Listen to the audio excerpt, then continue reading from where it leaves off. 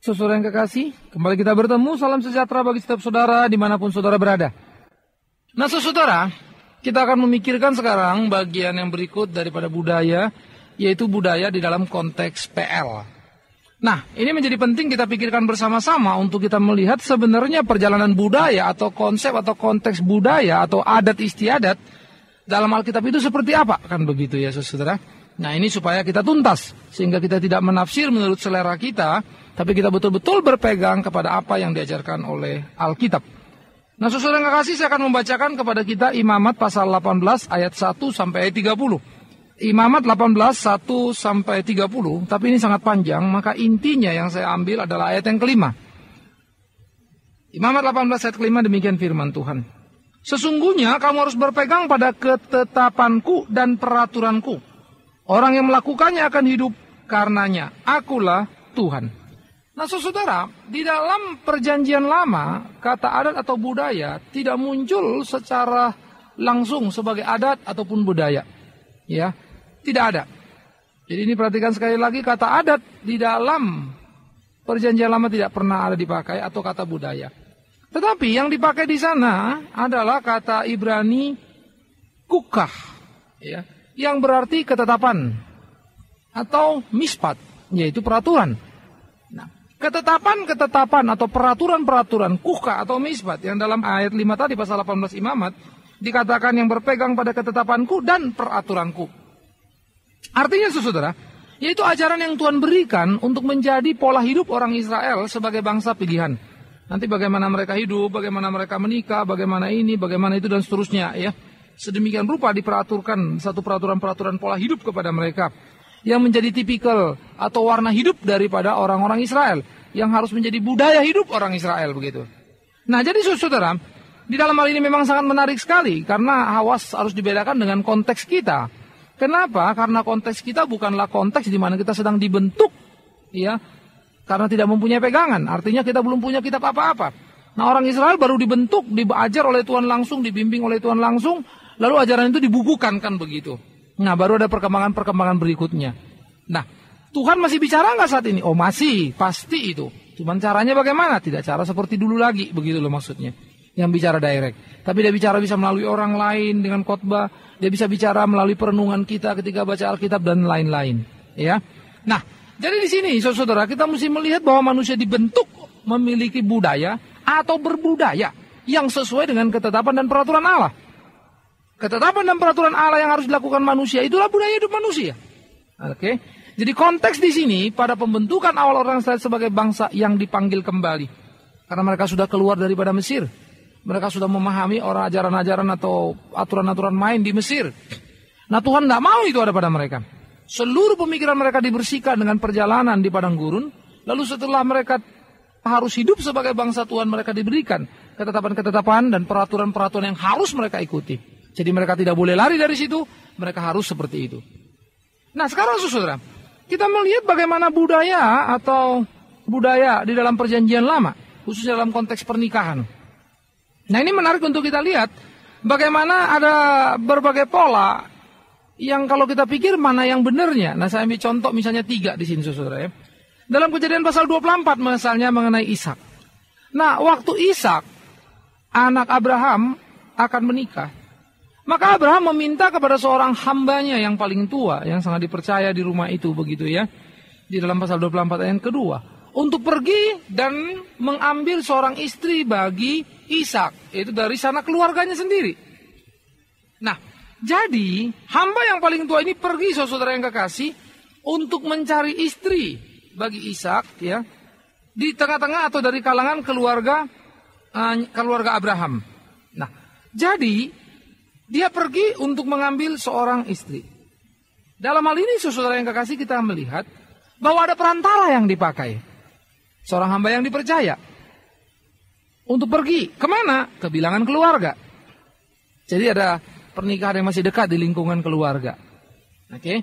Nah, karena pernikahan yang sangat dekat di lingkungan keluarga, memakai perantara, apakah ini pola? Apakah ini budayanya memang mesti begitu? Nah, ini kita juga susah ngomongnya, saudara. Kenapa? Karena mengenai Yakub lain lagi ceritanya. Pada Yakub di dalam Kejadian pasal 29, yaitu anak dari Ishak. Jadi ini generasi berikutnya, generasi ketiga begitu ya, setelah Abraham, Ishak, Yakub. Nah, Yakub itu tanpa perantara seperti bapaknya Ishak. Tetapi memang Yakub yang punya masalah, ribut dengan Esau, melarikan diri, ya.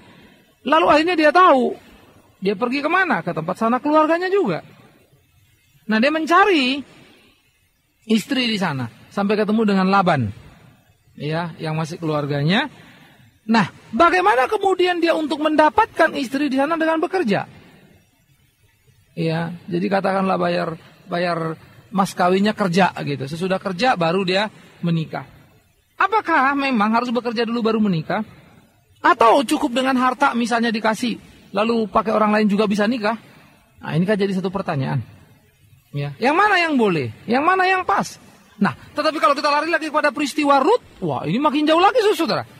Karena apa? Karena sekarang bukan laki-laki yang datang kepada perempuan. Kalau tadi saudara melihat bagaimana Ishak, ya, untuk menikah Abraham mengirim seorang utusan. Yakub pergi dan bekerja untuk Laban. Tetapi sekarang Rut bukan Boas yang menyambarin Rut, tapi Rut yang datang kepada Boas di malam hari. Seakan-akan kesannya seperti menjebak begitu ya. Nah, kalau kita ngelihat dari sudut-sudut ini saudara, pertama kita bingung. Kalau kawin itu atau menikah itu perempuan datang sama laki atau laki sama perempuan? Laki kepada perempuan atau perempuan pada laki? Yang kedua, dengan perantara atau tanpa perantara? Yang ketiga, dengan harta atau dengan bekerja? Nah kan akhirnya kan saudara ngeliat sini nggak ada yang pola pas ya. Tetapi ada suatu kondisi-kondisi tertentu yang bisa kita jelaskan. Ini kenapa begini, dan seterusnya. Nah, situasional sekali saudara. Tetapi dalam hal ini, dalam peristiwa yang saya sebut situasional ini bukan karena saya mau melihat secara karena situasinya begini harus begini dan terusnya, tidak. Tetapi itu menjadi bagian konteks begitu ya. Bagaimana semua itu sangat berhubungan erat ya, yang sedang dianut dengan orang-orang Yahudi pada waktu itu. Intisarinya apa? Sehingga muncul bentuk-bentuk pola-pola yang kalau menurut ukuran kita sekarang khususnya dalam peristiwa Rut nggak bisa kita mengerti gitu. Kok gitu sih ya? Masa perempuan datang kepada laki-laki? Iya, malam-malam lagi begitu. Apa itu namanya bukan semacam perangkap? Waduh saudara-saudara. Kalau saudara melihat dari kacamata saudara memang linglung. Padahal Rut adalah orang yang dipakai di dalam garis keturunan Yesus Kristus. Rut justru menjadi kebanggaan untuk Naomi. Menjadi penyelamat bagi keluarga Naomi. Ya, Rut nggak ada salahnya. Orang yang penuh cinta kasih, penuh pengabdian kepada mertuanya. Dia bukan perempuan murahan, dia perempuan yang terpuji, perempuan terhormat. Tetapi kenapa begitu? Jangan lihat dengan budaya saudara sekarang. Lihat dengan budaya pada waktu itu.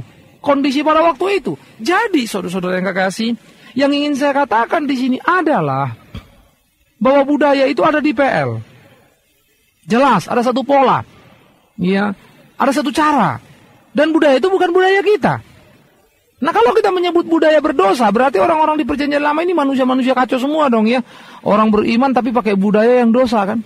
Kalau dibilang budaya si A dosa, budaya si B juga mesti dosa. Kalau bilang budaya si B dosa, budaya si C juga dosa. Semua budayanya dosa. Karena itu produk hidup manusia. Tapi kalau kita bilang nanti ini tidak dosa, ini karena dari Tuhan, jangan lupa. Nanti ini pun bisa jadi permasalahan di dalam perjanjian baru. Karena Tuhan Yesus juga mengkritik. Begitu. Kenapa dikritik Tuhan Yesus? Karena memang mereka akhirnya sangat mendewa-dewakan budayanya lalu melupakan sang Tuhan. Itu masalahnya. Tapi bukan budayanya sekali lagi. Jadi manusia yang meletakkan budaya itu lebih dari segala-galanya. Manusia yang mempercayakan budaya itu mungkin kepada berhala. Itulah yang salah. Tapi kalau berhalanya dibersihkan, belahalanya itu dibuang, diperbarui, kan budayanya jadi nggak salah. Nah jadi hati-hati sikap terhadap budaya. Nah jadi saudara yang kekasih, di sini kita harus berhati-hati sekali melihat hal-hal yang penting dalam budaya. Ya. Nah misalnya kita lihat budaya di dalam perjanjian lama juga di dalam beberapa peristiwa. Saudara-saudara ada satu kali Yakub di dalam Kejadian pasal 32, ya khususnya 31 sampai 32, bergumul, ya dikatakan mengalami satu pertarungan yang hebat begitu ya. Dia bergumul dengan Tuhan dikatakan dalam pengertian dia meminta berkat. Oke, di dalam pergumulannya dengan Allah yang disebutkan di sana, dia minta berkat, saudara. Ya, dia minta saudara berkatin. Tapi waktu dalam pergumulan itu, akhirnya ia mengalami bagian tulang pahanya patah, sehingga dia jalan pincang, saudara. Nah karena itu, sejak peristiwa itu dikatakan orang-orang Israel tidak lagi memakan daging yang menutupi sendi pangkal paha. Karena apa? Karena dia yaitu Allah dianggap telah memukul sendi pangkal paha Yakub pada otot pangkal pahanya itu. Nah, kalau kita bilang begini, orang Israel nggak makan, kenapa? Karena ada Yakub di begini loh. Urusannya apa begitu? Yakub yang bergumul kok jadi daging paha nggak boleh dimakan. Kan aneh, saudara. Relasinya terlalu mengada-ada menurut kita begitu ya. Nah, tetapi itu menjadi satu budaya orang Israel. Budaya yang punya meaning gitu loh, punya makna. Cuman memang maknanya menarik, yaitu apa? Yakub dalam pergumulannya dengan Allah. Sehingga waktu orang Israel tidak makan daging bagian paha, mereka ingat bagaimana Yakub bergumul dengan Allah gitu loh. Ya. Jadi ini budaya yang akhirnya kita lihat di dalam konteks pemahaman sebagai satu memori, sebagai satu ingatan kepada generasi berikutnya tentang apa yang dialami oleh Yakub. Pasti Yakub mengatakan ini kepada anak-anaknya, ya, yang kemudian menjadi idola suku atau Bani Israel kan begitu. Lalu mereka turunkan lagi kepada generasi berikutnya. Ya akhirnya nggak makan dah gitu. Iya kan? Tetapi sangat manusiawi sekali kalau kita lihat toh. Dan Allah nggak marah kan? Yang satu, yang kedua, sangat manusiawi sekali, dan jangan lupa itu dilakukan Yakub yang menjadi bapak Israel, bapak bangsa pilihan begitu loh. Nah ini saudara mesti harus hati-hati begitu ya. Nah. Jadi yang berikut saudara kita juga lihat peristiwa dalam Ester dalam pasal 9 yang kemudian melahirkan hari raya yang disebut hari raya Purim. Kenapa? Karena mereka lepas dari satu bahaya pembumi hangusan orang-orang Israel. Sehingga mereka mensyukuri itu kepada Tuhan. Lahirlah hari raya Purim yang dikenal di orang Yahudi tapi kita nggak kenal. Kita nggak rayakan hari raya Purim saudara. Iya kan? Itu menjadi milik orang Israel, budaya orang Israel. Kalau memang itu dari Tuhan dalam pengertian harus dilakukan, kenapa kita nggak lakukan sebagai orang Kristen? Nah, jadi itu memang milik budaya pada waktu itu. Itu punya meaning buat mereka, tapi nggak buat kita. Nah, di sini kan saudara mesti fair dong. Lihat, maka hari raya Purim yang dirayakan tanggal 10 antara Februari Maret itu kemudian lalu diikuti lagi yang disebut Purim Susan tanggal 15-an. Tapi itu dicatat dalam Alkitab. Ada dalam tradisi orang-orang Yahudi. Jadi milik orang Yahudi gitu. Tapi dalam Alkitab nggak ada cerita itu. Yang ada dalam Alkitab adalah hari raya Purim. Dan beberapa hari raya lain lagi yang dirayakan oleh orang-orang Israel tidak ada di dalam Alkitab. Tapi punya meaning buat mereka. Yang bisa membawa mereka dekat kepada Tuhan. Yang bisa membuat mereka ingat akan kasih dan pertolongan Tuhan. Ya. Nah jadi saudara yang kekasih, dari hal-hal seperti ini kita bisa melihat ada nilai-nilai tertentu yang punya makna bagi satu kelompok tempat, tetapi tidak bagi kelompok yang lain. Masalah konteks budaya ini jadi penting. Karena itu budaya itu bernilai atau perlu, ya, tidak boleh menyamai Alkitab, itu yang menjadi penting. Satu budaya bernilai dan perlu bagi kita, is okay, gitu ya. Tetapi dia tidak berarti sama dengan Alkitab. Di dalam suku-suku tertentu, budaya-budaya tertentu, yang kemudian menyamakan diri dengan otoritas Alkitab itu memang salah. Tetapi kan yang salah bukan budayanya kan. Manusia yang membuat budaya itu loh. Manusia yang mengangkat budaya itu loh, sehingga sama dengan Alkitab. Nah ini yang mesti dikoreksi. Jadi, di dalam perjanjian lama, kita menemukan banyak peristiwa-peristiwa yang dialami oleh orang-orang Israel di dalam perjalanan hidupnya sebagai satu bangsa yang mereka peringati. Baik itu tercatat di dalam Alkitab maupun tidak tercatat dalam Alkitab yang terus ada dalam kehidupan bangsa Israel. Tetapi semua itu mempunyai meaning. Itu mereka budayakan, budidayakan, dikembangkan begitu ya. Menjadi satu budaya yang hidup di dalam kehidupan mereka. Yang diingat oleh anak cucu mereka. Nah, kalau begini saudara. Di dalam perjanjian lama ada apa yang dilakukan oleh para bapak-bapak iman kita begitu ya. Oleh umat Tuhan di waktu perjanjian lama. Bagaimana kita bisa mengatakan budaya tidak boleh ada? Itu ada dalam perjanjian lama. Oh mungkin saudara nanti akan mengatakan. Ya itu kan di perjanjian lama, bukan di perjanjian baru. Baik, nanti kita akan lihat bagaimana di perjanjian baru. Tetapi kita akan konsen dulu di bagian perjanjian lama ini. Nah oleh karena itu saudara, budaya menjadi paling penting di dalam kehidupan kita adalah pertama, kita mesti ingat.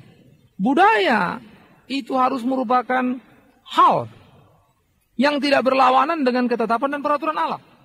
Di dalam perjanjian lama, budaya adalah ketetapan dan peraturan Allah karena pada waktu itu belum ada satu ukuran yang bisa dipakai. Belum ada ketetapan atau peraturan tertulis. Itu kita mesti ingat. Sehingga itu Allah perlu bicara ketetapan-ketetapannya, peraturan-peraturannya yang kemudian dituliskan menjadi satu lifestyle, satu gaya hidup orang Israel. Itulah budaya mereka. Jelas ya? Nanti di perjanjian baru pun proses pertumbuhan bersama demikian juga. Tetapi yang jelas kepada kita sudah punya Alkitab. Yang lengkap, ada PLPB-nya. Ketetapan peraturan Tuhan ada di sana. Maka kita harus mengukur budaya kita sesuai dengan kehendak Tuhan enggak. Kalau enggak dibersihkan, diperbaiki gitu. Tapi bukan dibuang. Tuh Anda harus hidup dengan satu budaya yang indah. Budaya yang sesuai dengan ketetapan-ketetapan dan peraturan Tuhan. Ya. Budaya tukar cincin kan sebenarnya bukan budaya orang Indonesia, saudara. Itu kan budaya orang Barat. Budaya pakai jas kan bukan budaya kita, saudara. Jas itu kan budaya Barat. Kita lain. Lihat suku-suku kita dengan kekayaan adat dia pada pakaiannya. Nah kalau sudah begini kan nanti jadi repot, ini semua mesti diburak-barik, gak karu-karuan begitu ya. Karena berbudaya lah orang berpakaian. Karena budaya makin tinggi, orang memiliki hubungan relasi sopan santun. Sistem nilai hubungan diatur sedemikian rupa. Karena berbudaya lah orang beraturan di dalam bertetangga. Karena budaya adalah perlu tata tertib. Tertib hidup satu masyarakat, saudara. Nah oleh karena itulah, di dalam kehidupan aspek seperti ini, budaya harus dipandang dan ditempatkan tepat pada posisinya. Kalau kita nggak mengerti secara utuh, lalu kita mulai ekstrim terhadap budaya, ya saya pikir kita perlu koreksi diri dong, belajar baik-baik begitu ya. Apa kata Alkitab itu yang kita katakan, jangan kemudian kita mengada-ada. Iya, karena sekali lagi saudara-saudara tidak mungkin hidup tanpa budaya. Orang Israel punya budaya yang mereka miliki. Budaya yang terrefleksi sebagai satu gaya hidup orang yang mengenal Tuhan. Budaya yang terrefleksi sebagai satu nilai yang tinggi dalam kehidupan mereka. Budaya yang kemudian diperlakukan nanti dalam perjanjian baru. Seperti budaya membasuh kaki. Yang nanti kita akan bicarakan bagaimana Yesus membasuh kaki murid-muridnya. Itu adalah budaya di kalangan orang Israel. Supaya orang-orang yang datang, tamu-tamu yang datang itu wajib dibasuh kakinya. Kenapa? Karena bisa jadi perjalanan-perjalanan di sana adalah satu perjalanan di padang gurun, tanah berdebu, dengan model alas kaki yang terbuka, belum sepatu seperti kita adalah kaos kaki begitu ya. Enggak. Sehingga kaki masih kotor. Sehingga itu perlu dibersihkan tamu, disambut dibersihkan kakinya untuk masuk ke rumah. Siapa yang membersihkan? Yang jelas bukan orang Yahudi, itu biasanya dipakai orang-orang bukan Yahudi. Hamba-hamba atau budak-budak yang mereka pakai. Itu budaya. Yesus buang? Enggak. Tapi Yesus beri meaning yang luar biasa. Kalau dalam PL nanti yang membasuh itu adalah orang-orang yang rendah, membasuh orang yang tinggi, nanti Yesus bikin lain. Begitu loh. Tapi Yesus tidak buang budayanya, kan tidak buang membasuh kakinya. Nah nanti adalah beberapa konteks-konteks lagi, saudara.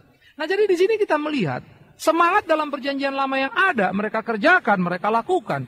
Itu dilakukan oleh bapak-bapak beriman, dilakukan oleh para nabi. Mereka tidak salah melakukan budaya. Yang salah ketika budaya itu membuat seseorang menjadi jauh dari Tuhan. Yang salah ketika budaya itu justru menistakan Alkitab dan kebenaran. Yang jauh justru ketika budaya itu tidak lagi tunduk dan membawa kita dekat kepada Allah. Jadi budaya jangan disalahkan, manusianya yang harus disalahkan. Kalau arah daripada budaya yang salah diluruskan, dikembalikan kepada titik semula.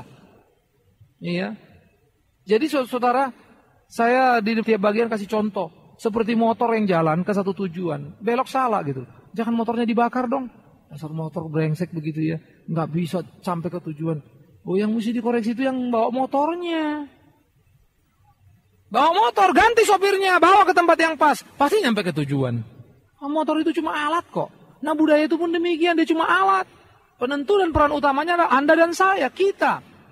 Jadi jangan karena kita salah, manusianya salah, budayanya dibabak belurin. Lah yang benar aja saudara. Begitu kita tidak berbudaya, kita bukan lagi manusia.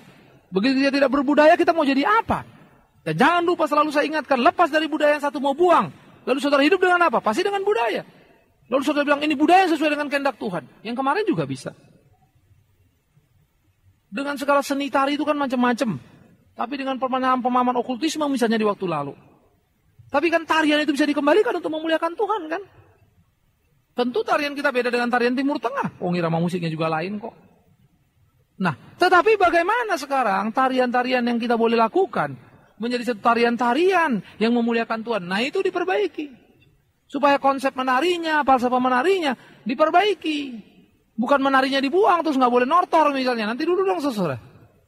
Tapi untuk apa? Bagaimana? Nah, itu perlu perumusan. Filsafatnya kita gali, kita cari, lalu kita luruskan. Jadi, di dalam perjanjian lama kita melihat bahwa budaya itu ada, terpakai, dipakai dengan baik. Oleh siapa? Bapak-bapak beriman, ya, oleh para nabi, ya, oleh generasi perjanjian lama. Tetapi seluruh budaya tunduk pada ketetapan-ketetapan dan peraturan-peraturan Allah. Karena hanya dengan demikianlah dikatakan oleh Allah, mereka akan diberkati, ditolong, dituntun oleh Tuhan Allah.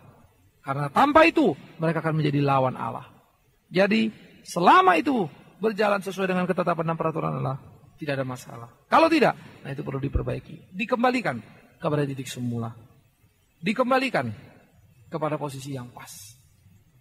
Supaya semua boleh hanya untuk puji hormat nama Tuhan. Saudara-saudara, kiranya ini boleh menolong saudara untuk memahami budaya lebih dan lebih dan lebih dalam lagi. Manusia berdosa dalam perjanjian lama. Bukan manusianya yang dimusnahkan Tuhan. Dosanya yang disucikan Tuhan. Manusianya tetap sama. Dengan pola pikir yang sama. Ya, dengan hidup yang sama, lingkungan yang sama. Tetapi arahnya hidupnya. Tujuan hidupnya itu yang berubah. Bukan lagi memuaskan dirinya atau memuaskan berhala yang disembahnya. Melainkan Tuhan yang menyelamatkannya. Demikian juga dengan budaya. Yang ada di perjanjian lama, ada di perjanjian baru, ada di era kita. Mari bijaksana menyikapinya. Kiranya Tuhan menolong saudara. Amin.